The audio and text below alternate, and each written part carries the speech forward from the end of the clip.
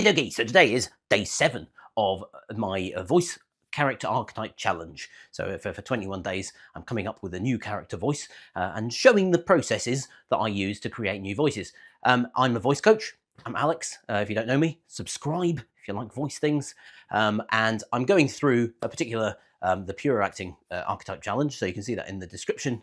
But today we're looking at, well, the archetype is called the like the guardian, the threshold guardian, the gatekeeper, someone who kind of stops the hero from getting through, or kind of holds the gate, lets them through into their new life. But specifically today, I'm going to be focusing on something that's completely unrelated to that, which is a policeman's voice. What on earth is a policeman's voice? Well, we're going to focus on a stereotype. So sometimes with voices, it's quite handy to do stereotypes, because stereotypical voices are fun to play with, but they're also instantly recognisable. So the policeman's voice is something like this. It goes up and down. It's maybe a little bit West Country as an accent. They're all very different ways of doing it, but immediately, if I was to wear a policeman's accent and say, hello, hello, hello, what's going on here? You kind of recognise, if you're from the UK, I think it's different around the world, that is a stereotypical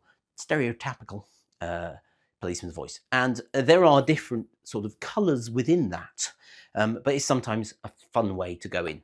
So I personally have currently been listening to the audiobooks by Terry Pratchett and read by Stephen Briggs of the Discworld novels. And there is a series of novels that are to do with the Watch. They are the police, and Stephen Briggs, for a particular character, Captain Colon, he has this kind of a little bit in that direction of this kind of stereotypical policeman's voice, something in that direction.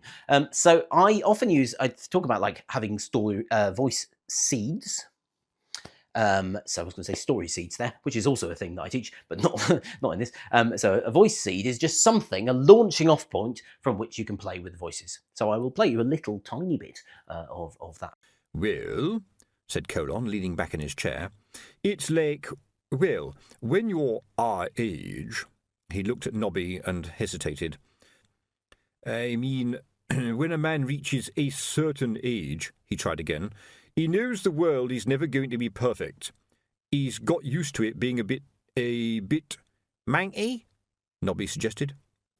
And yeah, so if that's the voice that I use, then I just use that as a starting place. You know, and audiobooks are great because you can hear someone's normal voice, and also you can hear them putting on a voice, so you can sort of start to hear these kind of differences that they're making. It would be better if you can see them doing it as well, because you can see what they're doing with their body.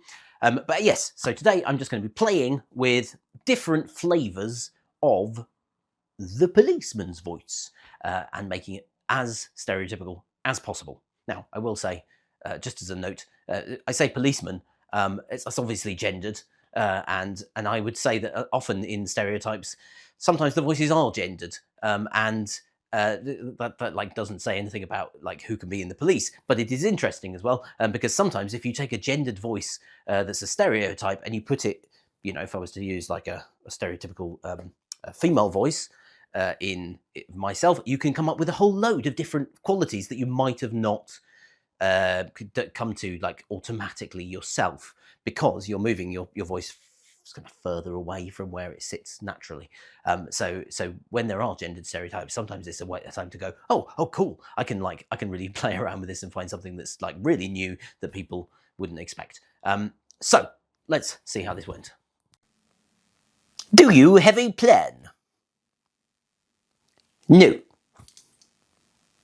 A backup plan? That was too high school teacher. Okay, everybody, I'm maybe going to go down there next. Hold it right there. I just need to ask you a few quick questions before you go barreling through like every other overconfident genius. Now, my accent totally messed up at the end there. Like, keeps wanting to veer into that sort of voice like that. Right, we're going to go. I'm going to try a bit of like Army Major. Hold it right there. Maybe there. Yes. Hold it right there. I need to ask you a few quick questions before you go barreling through like every other overconfident genius. Do you have a plan? No. Hold it right there. I need to ask you a few quick questions. Oh dear, I went too fast into that. I think chilled out. Policemen are not rushed. I think that's part of the problem. It's just been maybe this. Nothing's taken too long. Relax and everything's okay. Everything will happen in its own time. Hold it right there. I need to ask you a few quick questions before you go barreling through like every other overconfident genius. Do you have a plan? No. A backup plan? Also no. Emotional stability? Questionable. Look, I'm not saying you can't go in. I'm saying you shouldn't go in unprepared and screaming. Take a second.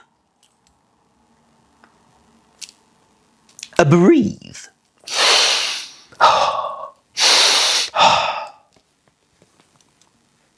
Think.